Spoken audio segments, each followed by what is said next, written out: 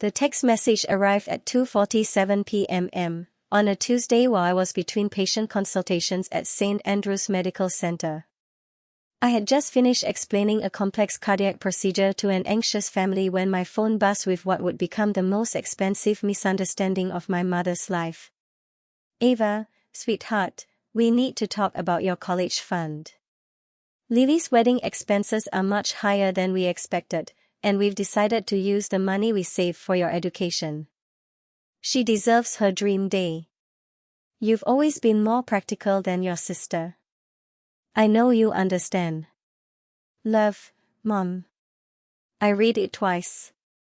My parents were using my college fund, the one that had been sitting untouched for 8 years, to pay for my sister's wedding. The irony. I had graduated from Stanford Medical School 3 years earlier without borrowing a single dollar. During my time at Caltech, I had developed hospital scheduling software that later turned into a company, Pulsebridge Technologies. The licensing agreements alone had paid for my tuition, housing, and more. The college fund had been irrelevant since I was 22. Still, I replied calmly. I want Lily to be happy. Do whatever makes her wedding special. Mom responded instantly. Thank you, honey. I knew you'd see the bigger picture. What she didn't know was that my bigger picture included royalty payments from 3 patented healthcare systems used in hundreds of hospitals nationwide.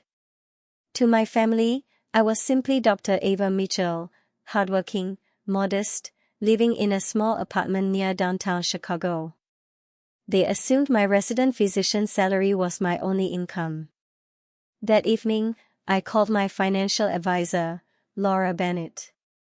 Laura, can you check the value of the education account my parents opened? After a pause, she replied, it's currently at $131,000. They've continued contributing even after you graduated. I went quiet. They're planning to withdraw all of it. I asked. That's what the paperwork shows. And suddenly, this wasn't about a wedding anymore.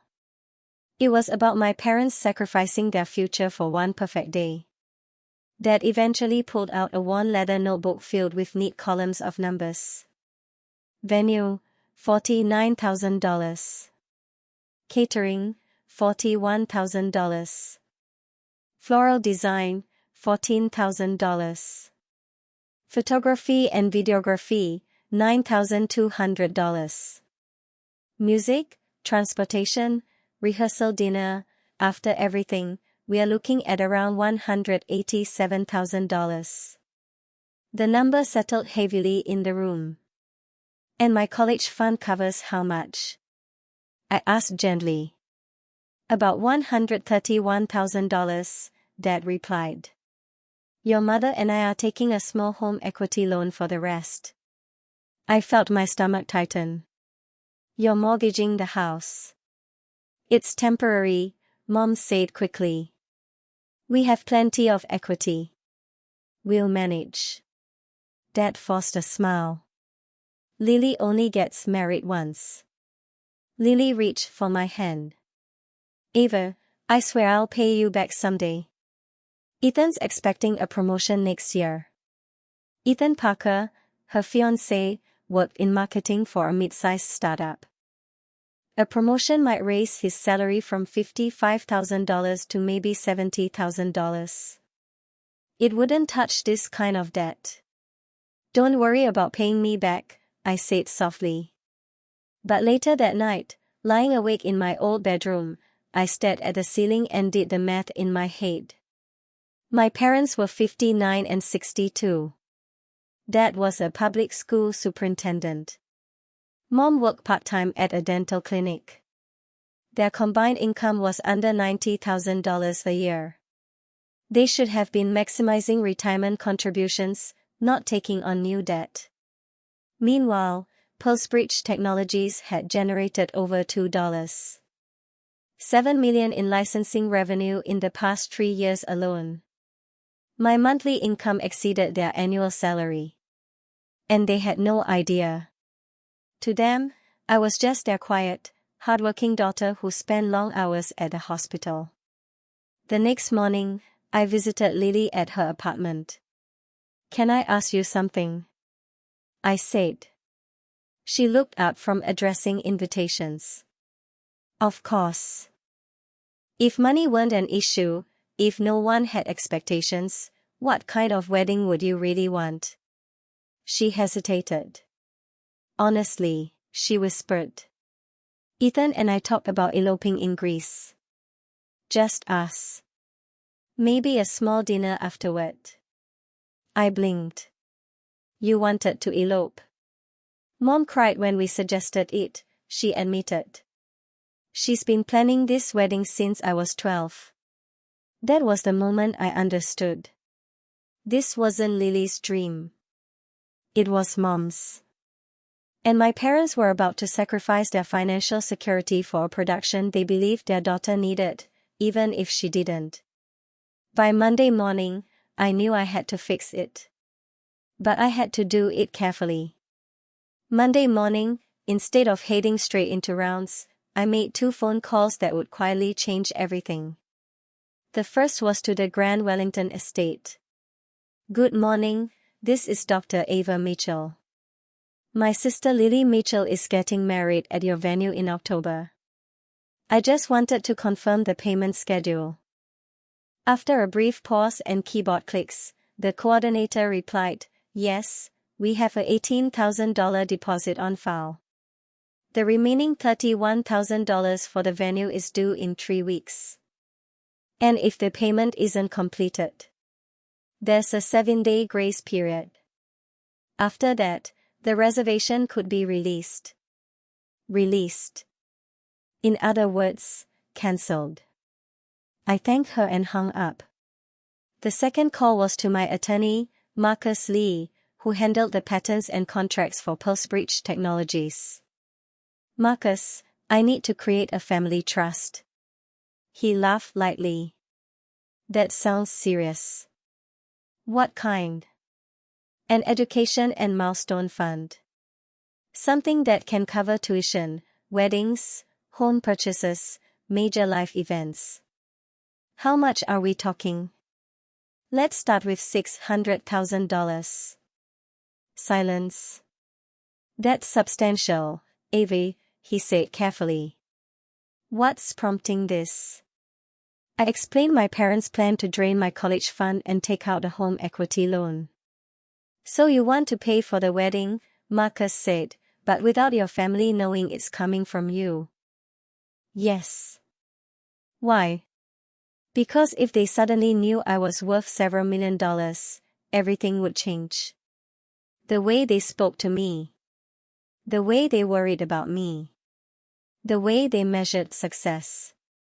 I don't want their pride taken away," I said quietly. "I don't want Lily's wedding to feel like charity." Mom went quiet on the other end of the line. "Another option." "What do you mean?" "I've been asking around," I said carefully. "There are private foundations that help families with major life events when traditional financing falls through. Education funds that expanded into milestone grants." That sounds too good to be true. It might not be. "Let me make a few calls tomorrow." They reviewed the preliminary application and are willing to cover the remaining wedding balance. Silence. Then a sharp inhale. "Ava, are you serious?" "Yes." They focus on financially responsible families who value education and long-term stability. Dad's career in public education, your healthcare background, Lily's steady employment history, it all strengthened the application. Mom's voice broke. "They'll pay for everything. The venue. Catering balance. Even additional expenses." She started crying, the relief kind of crying that releases weeks of fear. "We don't have to mortgage the house," she whispered. "We don't have to drain your college fund." "No," I said softly. "You don't." That evening, The whole family gathered at my parents' house to celebrate what Dad called a miracle. Lily hugged me tightly. Can you believe this foundation exists? Sometimes the right people just get lucky, I replied. Dad shook his head in disbelief. The representative said our family represented exactly what they look for: responsibility, stability, long-term planning. Mom smiled at me. She also mentioned your medical career made a strong impression. Having a daughter who became a doctor meant something to them. I forced a small smile. If only they knew the foundation's board consisted of one person, and she was sitting at the dinner table. For the first time in weeks, there was no tension in the room. No quiet panic behind conversations. Just excitement. And I realized something important. Sometimes helping the people you love doesn't require recognition. Sometimes it requires silence. October arrived wrapped in golden leaves and crisp autumn air. The wedding day unfolded under a sky so clear it looked painted. The grand Wellington estate shimmered with candlelight and soft ivory florals. String quartets played near the garden fountain while guests sipped champagne beneath crystal chandeliers. It was everything my mother had imagined for years: elegant, grand, flawless. Lily looked radiant walking down the aisle, her smile calm and certain. Not overwhelmed. Not pressured. Just happy. And that was all I had ever wanted. During the reception, Dad gave a speech about family, resilience, and unexpected blessings. He raised his glass and said, "Sometimes, when things seem impossible, help arrives in ways we don't fully understand." Mom dabbed her eyes and added, "We will forever be grateful to the Mitchell Legacy Foundation. They gave our daughter the wedding of her dreams." Lily stood for her maid of honor speech later that evening. "Sometimes angels show up disguised as strangers," she said softly. "Whoever you are, thank you for believing in our happiness." My throat tightened. If only she knew how close that angel was standing. The celebration carried no undercurrent of financial stress. No whispered worries. No hidden fear about loans or drained savings. Just music, laughter, and the steady beginning of a marriage built on love instead of debt. 6 months later, life settled into a comfortable rhythm again. One Sunday evening at dinner, Dad mentioned something that made my heart skip. "The school district is considering a new scheduling platform," he said while carving roast chicken. "It's called Pulse-Bridge Technologies. Originally designed for hospitals, but apparently adaptable for schools." I froze. "Oh," I said carefully. "The superintendent at Jefferson High says it transformed their staff coordination." I wish I understood tech better. I set down my fork. "Dad, what if I told you I could show you exactly how it works?" He looked up. "You know the company?" I took a breath. "Actually, I built it." The room fell silent. Mom blinked. "You built it?" "I created Pulse-Bridge during my last year at Caltech. Enough to fund a wedding foundation." And suddenly, the miracle they'd been celebrating for months had a face. The silence at the table stretched longer than I expected. Lily was the first to speak. "Ava, are you saying the foundation?" I nodded slowly. "The Mitchell Legacy Foundation is real. It will continue to operate. But yes, the funding comes from my software licensing revenue." Mom covered her mouth. Dad leaned back in his chair as if the air had shifted. "You paid for the wedding," Mom whispered. "I paid for Lily's happiness," I replied gently. "And for you and Dad not to go into debt. I didn't want retirement replaced by loan payments." Dad's voice was steady but emotional. "Why didn't you just tell us you had that kind of money?" Because I was afraid, I thought. Aloud, I said, I didn't want it to change how you saw me. I didn't want Lily's wedding to feel like something she owed me for. I wanted you both to feel proud, not dependent. Lily stood up and walked around the table, pulling me into a tight hug. You were the angel, she whispered. I just removed the stress, I said softly. The wedding was always about you. Dad rubbed his forehead. How successful is this company, Ava? Over the last 3 years, Pulsebridge has generated several million in licensing fees. It's used in more than 400 hospitals. Mom stared at me like she was seeing me for the first time. All those late nights, we thought you were just exhausted from residency. I smiled. But I was also building something. The conversation lasted hours. They learned about patents, software integrations, investors who had tried to buy majority stakes, offers I declined. I explained how I kept my lifestyle modest on purpose. How I reinvested most of the profits. Then Dad asked quietly, did you ever feel like you couldn't tell us? I hesitated. I needed to know that you loved me for being your daughter, not for being successful. Mom reached across the table and took my hand. Ava, we would have loved you if you'd failed every exam you ever took. I know that now, I said. But I had to prove it to myself. Lily smiled through tears. So the foundation continues. Yes, I said. For weddings, education, first homes, for anyone in our family who needs help reaching a milestone. Dad exhaled slowly. You've given us more than money. No, I replied. I just gave us options. And in that moment, something shifted, not because they saw me as wealthy, but because they finally saw the full version of me. Not just Dr. Ava Mitchell. But Ava, the builder, the risk-taker, the quiet provider. In the months that followed, our family changed, not dramatically, but meaningfully. Dad decided to retire a year earlier than planned. Without the pressure of financial uncertainty, he and Mom began mapping out the trips they had postponed for decades. Italy in the spring. Alaska in the summer. Places they once called someday now had actual dates. Lily and Ethan used additional funding from the Mitchell Legacy Foundation for a down payment on their first home. Not a mansion. Just a warm, sunlit house with a backyard big enough for future birthday parties and a golden retriever they were already planning to adopt.